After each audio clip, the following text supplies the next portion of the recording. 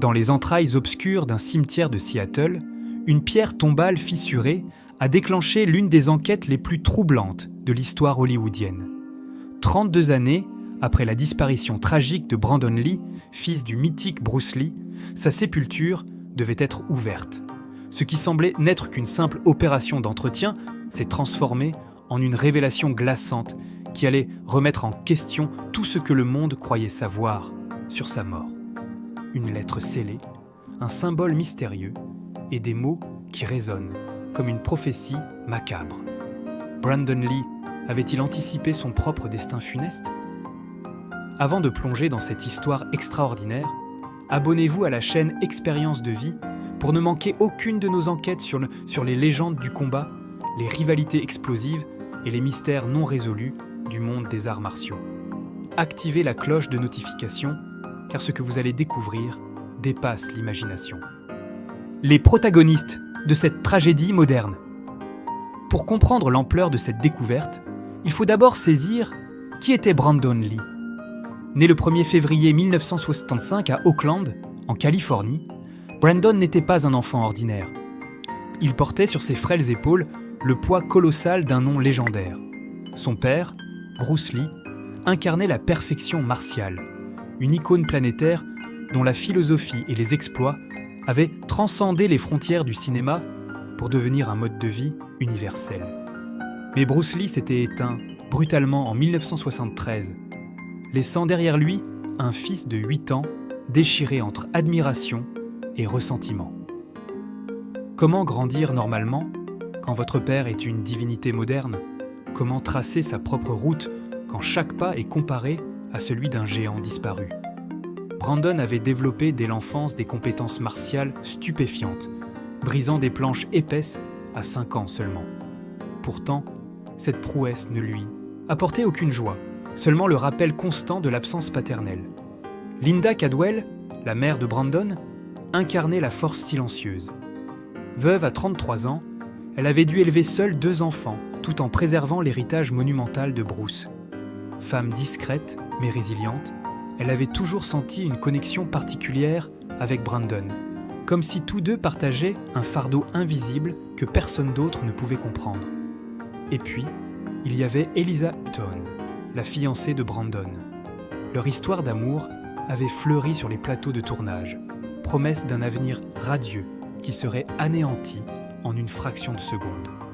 Elle aussi porterait le deuil comme une seconde peau. Le contexte d'une vie. Sous pression. Brandon Lee n'avait jamais voulu être un clone de son père. Adolescent rebelle, il s'était délibérément éloigné des arts martiaux, préférant le football et la délinquance ordinaire. Son expulsion scolaire n'était pas un accident, mais un cri de détresse. Il cherchait désespérément à exister en dehors de l'ombre paternelle, à prouver qu'il était plus qu'un héritier, plus qu'un simple reflet. Pourtant, le destin semblait avoir d'autres plans.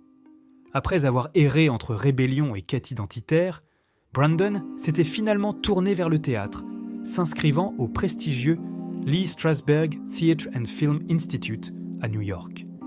C'était sa manière de concilier héritage et authenticité, devenir acteur, mais selon ses propres termes, avec ses propres méthodes. Son retour à Los Angeles en 1985 marqua un tournant décisif. D'abord simple lecteur de script, il fut repéré et obtint son premier rôle dans le téléfilm Kung Fu The Movie. Ironie cruelle du sort, puisque la série originale avait été initialement conçue pour Bruce Lee avant d'être confiée à David Carradine. Brandon hésita longuement, avant d'accepter, terrorisé à l'idée d'être éternellement comparé à son père. Mais il finit par céder, non par résignation, mais par acceptation. Il comprit qu'il ne pouvait fuir son héritage, seulement le transformer. Film après film, Legacy of Rage, Laser Mission, Showdown in Little Tokyo. Brandon sculptait sa propre identité cinématographique. Il n'était plus le fils de Bruce Lee essayant de devenir son père. Il était Brandon Lee, un acteur talentueux qui utilisait les arts martiaux comme langage, pas comme prison. Puis vint The Crow. Ce rôle d'Eric Draven, un musicien ressuscité par un corbeau mystique pour venger son assassinat, semblait écrit pour lui. Sombre, poétique, viscéral. Brandon y voyait son chef-d'œuvre, le film qui prouverait définitivement son talent unique. Il ne savait pas encore qu'il serait également son testament, le drame qui ébranla Hollywood. Le 31 mars 1993 restera gravé dans l'histoire du cinéma comme l'un des jours les plus maudits. Sur le plateau de The Crow, Wilmington, en Caroline du Nord, une scène apparemment banale était en cours de tournage.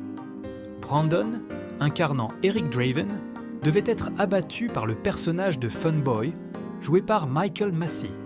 Une scène d'action classique, répétée des centaines de fois dans d'innombrables films. Mais ce jour-là, quelque chose d'impensable se produisit. Le revolver Magnum 44 utilisé contenait une balle factice mal préparée. Lors d'un tournage précédent, un accessoiriste négligent avait retiré la poudre d'une vraie cartouche, mais laissé l'amorce et le projectile. Quand cette cartouche fut tirée, l'amorce suffit à propulser la balle dans le canon, où elle resta coincée, invisible. Quelques jours plus tard, des cartouches à blanc furent donc chargées dans cette même arme. Personne ne vérifia le canon. Personne ne soupçonna quoi que ce soit. Lorsque Michael Massee pressa la détente, dirigeant l'arme vers Brandon à environ 4 mètres de distance, la charge explosive du blanc propulsa le fragment de balle logé dans le canon avec une force létale. Brandon s'effondra immédiatement. Au début, l'équipe crut à une performance exceptionnelle. Quelques secondes s'écoulèrent avant que la réalité ne s'impose dans toute son horreur. Brandon Lee saignait réellement. Le projectile avait pénétré son abdomen, déchirant des organes vitaux. Les ambulanciers arrivèrent en urgence. Mais malgré 6 heures de chirurgie acharnée au New Hanover Regional Medical Center, les médecins ne purent sauver la jeune star. Brandon Lee fut déclaré mort à 1h13 du matin, le 31 mars 1993. Il avait 28 ans. L'enquête qui suivit conclut à un accident tragique, résultat d'une négligence criminelle mais non intentionnelle. Aucune charge pénale ne fut retenue, mais les poursuites civiles lancées par Linda Cadwell et Eliza Hutton aboutirent à un règlement confidentiel. Hollywood était sous le choc. Comment une telle série d'erreurs avait-elle pu se produire ? Comment un jeune homme si prometteur avait-il pu disparaître pour une balle qui n'aurait jamais dû être là ? Le film The Crow fut achevé grâce à des effets numériques et des doublures, transformant Brandon en fantôme cinématographique avant l'heure.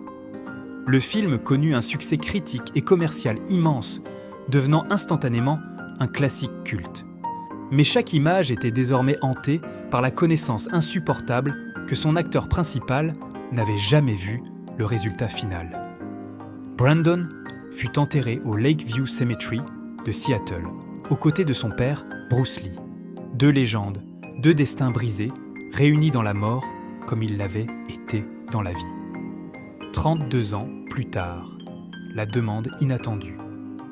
Les années passèrent, le Lakeview Cemetery devint un lieu de pèlerinage pour des milliers de fans venus du monde entier rendre hommage aux 2 Lee.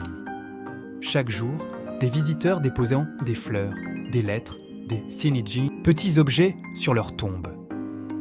Cette affluence constante, bien qu'émouvante, commença à poser des problèmes d'entretien. En 2025, 32 ans après la mort de Brandon, les responsables du cimetière remarquèrent quelque chose d'inquiétant. La pierre tombale de Brandon présentait une fissure significative, et le sol autour de la sépulture semblait s'être affaissé légèrement. Des experts furent mandatés pour évaluer la situation. Leur diagnostic fut sans appel. Des travaux d'entretien majeurs étaient nécessaires, et pour cela, la tombe devrait être temporairement ouverte. Le conseil municipal de Seattle se tourna vers Linda Cadwell avec une requête délicate. Accepterait-elle que la sépulture de son fils soit perturbée pour des raisons de préservation ? Pour Linda, désormais âgée de près de 80 ans, cette demande ravivait des blessures qu'elle croyait cicatriser. Déranger le repos éternel de Brandon lui semblait une profanation intolérable. Pourtant, elle comprenait également la nécessité de protéger ce lieu sacré pour les générations futures.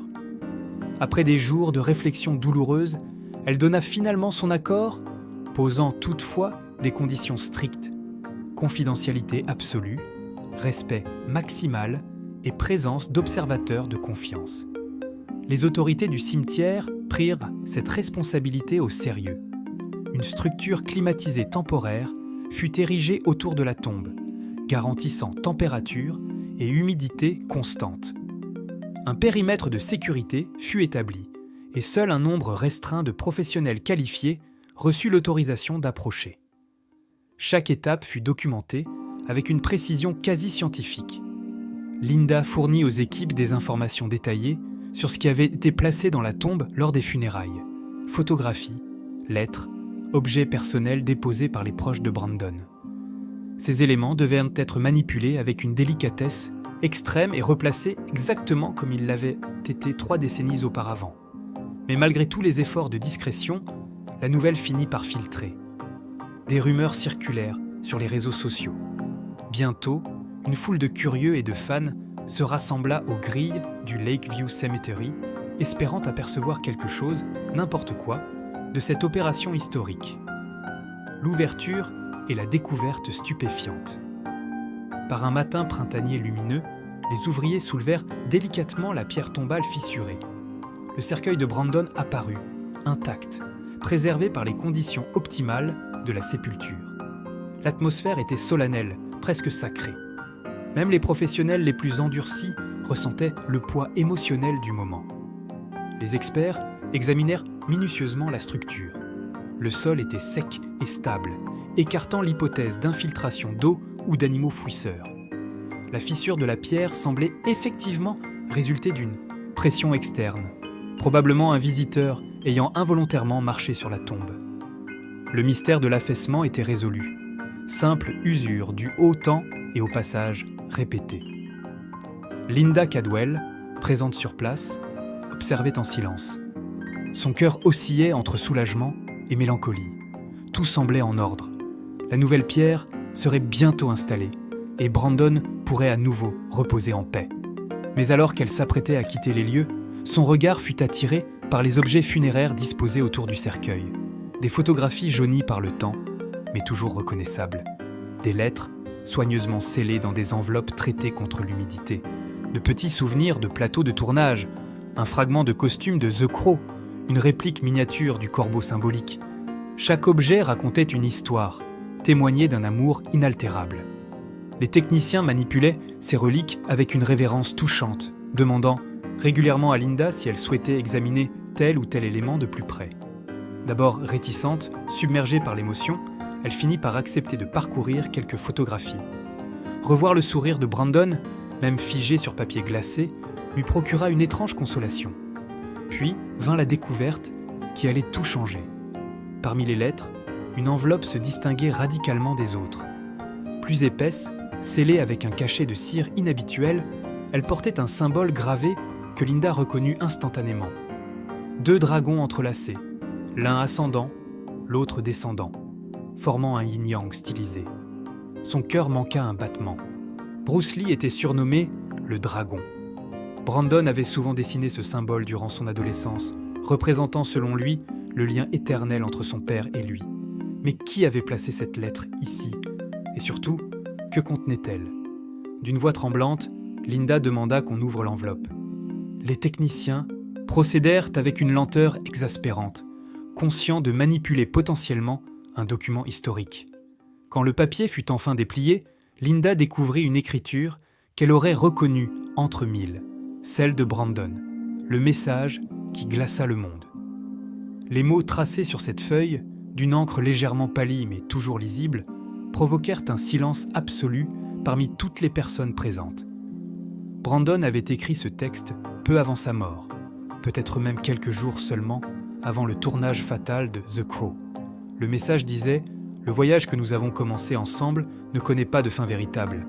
Les limites que tu perçois ne sont que des constructions de l'esprit. Sois comme l'eau, contourne les obstacles, adapte-toi sans résistance, trouve ta puissance dans l'absence de forme. Mais par-dessus tout, grave ceci dans ton cœur. Ton véritable chemin n'émerge pas en imitant ma voix, mais en découvrant la tienne propre. Vide ta Coupe des attentes d'autrui pour la remplir de ta sagesse personnelle. Le dragon ne meurt jamais, vraiment. Il se transforme. Linda sentit ses jambes se dérober. Elle dut s'appuyer contre un technicien pour ne pas s'effondrer. Ses mots résonnaient avec une profondeur déchirante. Brandon s'adressait-il à elle, à ses fans, à une personne spécifique dont l'identité resterait à jamais mystérieuse? Mais surtout, comment expliquer le ton prophétique de ce message? Brandon semblait avoir pressenti sa fin imminente. Il parlait de transformation, de continuité au-delà de la mort, de libération des attentes. Comme s'il savait qu'il ne vieillirait jamais, qu'il rejoindrait bientôt son père, dans un repos éternel prématuré. Les théories se mirent immédiatement à fuser. Sur les réseaux sociaux, dès que la découverte fut rendue publique, les spéculations explosèrent. Brandon avait-il été averti d'une menace? Avait-il soupçonné que l'accident sur le plateau de The Crow n'en était pas vraiment un? Certains évoquèrent chez même une malédiction familiale, un destin tragique inscrit dans le sang d'Ellie. Linda, elle, connaissait une vérité plus simple et pourtant plus dévastatrice. Brandon avait vécu toute son existence dans l'ombre écrasante de Bruce Lee. Il avait grandi en entendant répéter qu'il ne serait jamais à la hauteur, qu'il était condamné à être le fils d'eux, plutôt qu'une légende autonome. Cette pression psychologique l'avait rongé de l'intérieur. Elle se souvenait de conversations nocturnes où Brandon, alors adolescent, lui avait confié ses peurs. « Je ne vivrai pas vieux, maman. Papa est parti à 32 ans. Je sens que je ne le dépasserai pas. » Linda avait alors balayé ces paroles comme de simples angoisses existentielles de jeunesse. Mais Brandon les avait répétées régulièrement, avec une conviction croissante. Avait-il réellement pressenti sa mort? Ou bien cette prophétie autoréalisatrice l'avait-elle inconsciemment poussé vers des choix de vie risqués? Impossible de trancher. Ce qui était certain, c'est que Brandon avait vécu avec cette certitude morbide et qu'il avait choisi de laisser ce message comme testament spirituel. Analyse et conséquence d'une révélation. La découverte de cette lettre provoqua une onde de choc international. Les médias du monde entier relayèrent l'information. Les documentaires sur Brandon Lee se multiplièrent, analysant chaque détail de sa vie à la lumière de cette révélation. Les experts en psychologie se penchèrent sur le phénomène de prophétie autoréalisatrice. Les conspirationnistes, eux, virent la confirmation de leurs théories les plus sombres. Linda Cadwell décida finalement de rendre le message public, non par sensationnalisme, mais par respect pour la volonté implicite de Brandon. Si ce dernier avait pris soin de sceller cette lettre et de la faire placer dans sa tombe avec ce symbole si reconnaissable, c'était qu'il voulait qu'elle soit un jour découverte et partagée. Le message de Brandon transcendait le simple témoignage personnel. Il s'adressait à tous ceux qui vivent dans l'ombre de figures écrasantes, à tous ceux qui luttent pour définir leur propre identité face aux attentes familiales ou sociales. Vide ta coupe pour la remplir de ta sagesse personnelle. Cette phrase devint un mantra pour des millions de personnes à travers le monde. Eliza Hutton, la fiancée de Brandon, sortit également de son silence après des décennies de discrétion. Dans une interview rare, elle confirma que Brandon lui avait effectivement parlé de pressentiments étranges dans les semaines précédant sa mort. « Il ne parlait pas d'accident ou de danger précis, expliqua-t-elle, mais d'un sentiment diffus, que son temps était compté. Il voulait profiter de chaque instant, comme si chaque jour était le dernier. » Michael Massé, l'acteur qui avait involontairement pressé la détente fatale, fut également contacté pour réagir. Traumatisé depuis 32 ans par ce drame, il déclara « Si Brandon pressentait quelque chose, je comprends maintenant pourquoi il était si intense durant ces derniers jours de tournage. Il donnait tout, comme s'il savait que c'était sa dernière chance de laisser une trace indélébile. » Le film The Crow connut un regain d'intérêt phénoménal. Les nouvelles générations découvrirent la performance électrisante de Brandon, et chaque scène prit une dimension quasi mystique à la lumière de la lettre retrouvée. Brandon y incarnait un homme revenu d'entre les morts pour accomplir une mission ultime. L'ironie tragique de ce rôle n'échappait à personne. Conclusion.